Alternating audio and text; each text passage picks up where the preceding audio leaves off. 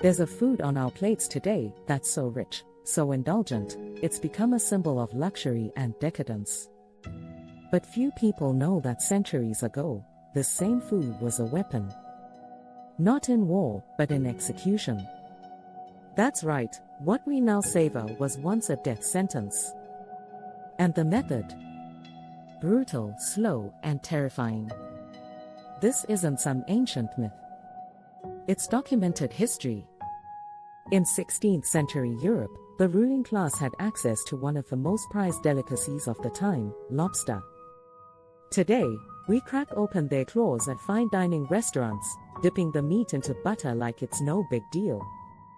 Back then, it wasn't seen as a treat. It was punishment. Prisoners condemned to die weren't given a quick, clean end. Instead, they were force-fed massive amounts of lobster. For days. Over and over again. And while that might sound like a foodie's dream now, back then, it was a nightmare.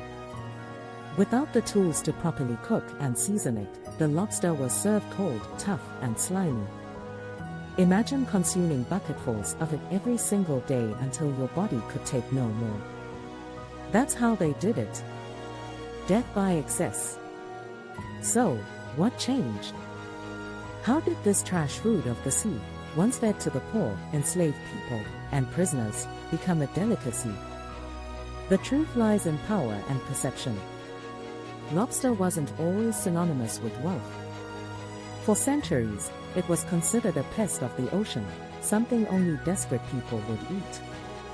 It wasn't until the rich began demanding exclusivity, driving up prices and serving it in high-end settings, that lobster underwent a transformation.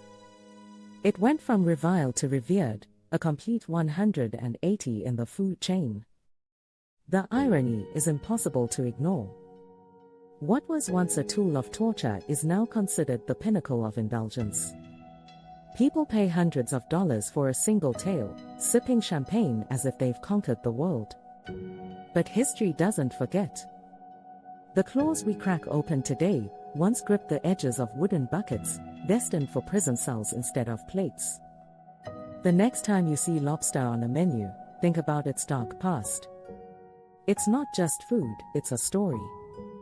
One of cruelty, class, and transformation. And isn't it wild that something once used to end lives is now seen as the ultimate celebration of life?